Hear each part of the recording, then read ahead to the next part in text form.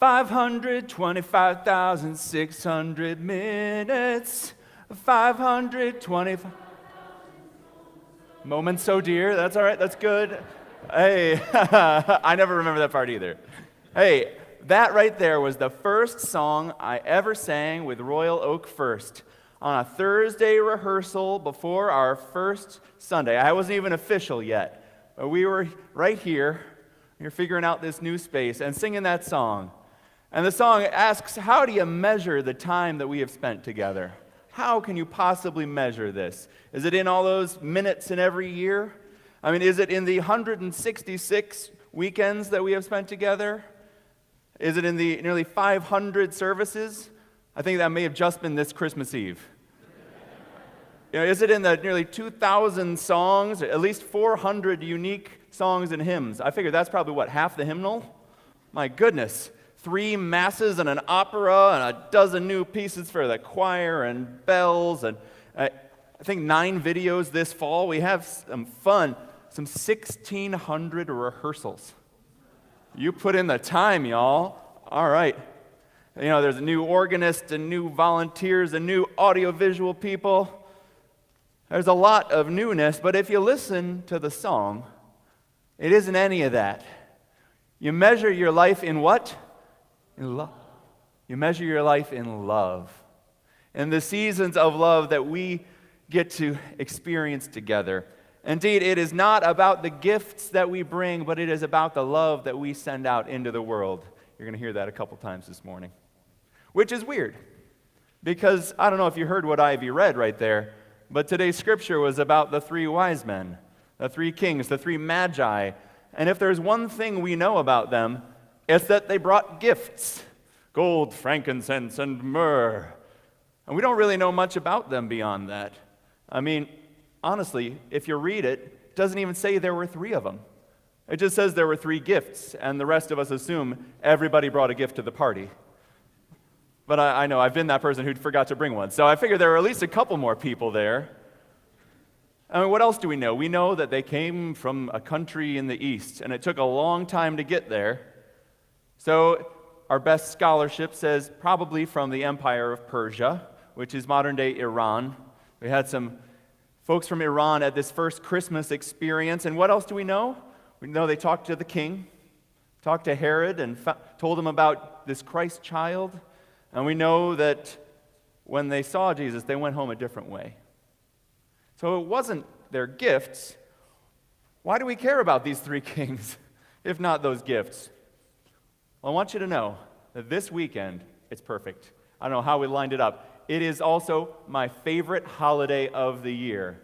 It's Epiphany!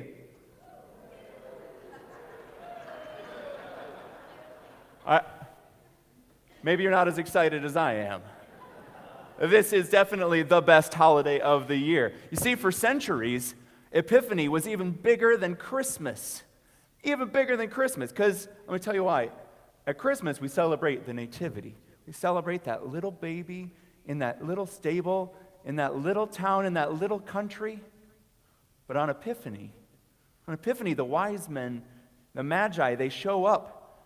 And that means that it isn't just a miracle for those people in that little stable, in that little town, in that little country. It's for the whole world. This is the moment when we celebrate the fact that Christ has come not just for Jewish people 2,000 years ago, but even people in Michigan. It's a miracle that is Epiphany, and we celebrate the fact that Christ is here for the whole world. So the Magi aren't really important for traveling all that way, and they're not really important for the gifts that they bring. I want to tell you what, they're actually important for the fact that they went back home again. You see, they brought good news of what is happening in this world, not just for that space, but back to their home countries. Now, they went home by a different road, I'm convinced, not just because Herod was looking for them, but because they were different. And I trust that I am heading home just a little different because of you. So how do we measure these 1,752,000 minutes we've spent together? Well, it's not by the gifts that I brought, and it's not by the amazing gifts that you all brought, and it's not by the long road that I traveled to get here, or more properly, the long road that Colleen traveled every weekend to get here. It's not that. No, like those magi, the epiphany matters because of what we're taking back home to the rest of the world. And I don't want you to get me wrong. This is going to hurt a little. And it's going to be hard. There's so much more I wish I could do, and regrets, I've had a few. There are lessons I could learn more solidly. There are moments I want to share more honestly. There are people like you that I want to love more deeply. I'm going to miss you. I'm going to miss choir rehearsals and choir camp. I'm going to miss band rehearsals and Monday afternoon youth band. I'm going to miss all these moments. I'm going to miss Sunday nights, and I'm toasting each other at the tap house on Thursday nights with the choir, and being with the handbells while we curse under our breath about the missed notes.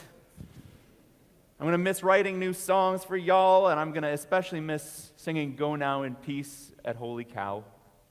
I'm going to miss my colleagues decorating my office against my will while I'm off at camp. And I'm going to miss worshiping with all of you. From the births and baptisms, to the confirmation, to the weddings and funerals, to the Sundays and Saturdays that we share together. You have blessed me richly. And you know, it's particularly going to stink because next Sunday, you're having Star Wars Sunday? Come on! I tell you, the church I go to next week is going to be very confused why I show up in a Boba Fett costume. Now, and the road that is leading from here, I'm not totally sure where it's headed. I know that we're going to Kalamazoo, but we don't even have a house bought yet. I don't have another job lined up, and I'm not going to hear about this doctoral program that I've applied to for a couple months. And we're moving back in together as a couple for the first time in 3.5 years, so say a prayer for Colleen. On top of all that, I'm going to miss singing Draw the Circle Wide with y'all. As we build this mighty movement of love and inclusion in this world. But I tell you what, just like those magi, it is not about the circle in this room. No, it's not. It's about the circle that we are drawing across this state. It's about the circle that we are drawing across this country, the one that goes across the world to our friends in Germany, to our friends in Lithuania, to our friends in Ghana. This circle is wide enough that we can't even see the other side of it. And on those Sundays where we're not sure who else is out there, we know that if we're drawing the circle wide, somewhere else out there, there is another hand drawing that circle with you. So we're going to draw it wide.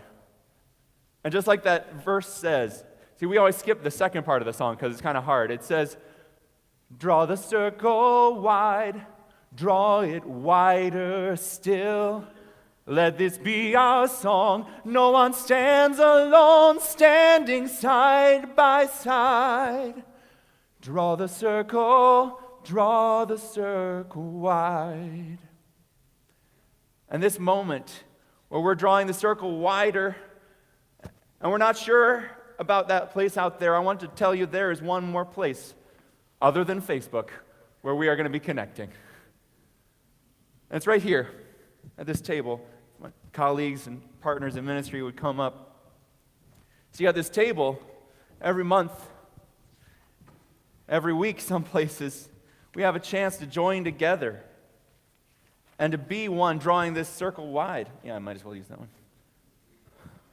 You see, because 2,000 years ago in that upper room, it wasn't just for those people there in that little room. That upper room, Jesus said to his friends, this is my body broken for you. Do this every time you eat it and remember me. And the same with that cup. He said, take, drink, do this every time you drink it and remember me. And I'm not saying remember me, Caleb. I'm saying remember Jesus. Because this is our chance to make sure that we are all connected in one bread, one body.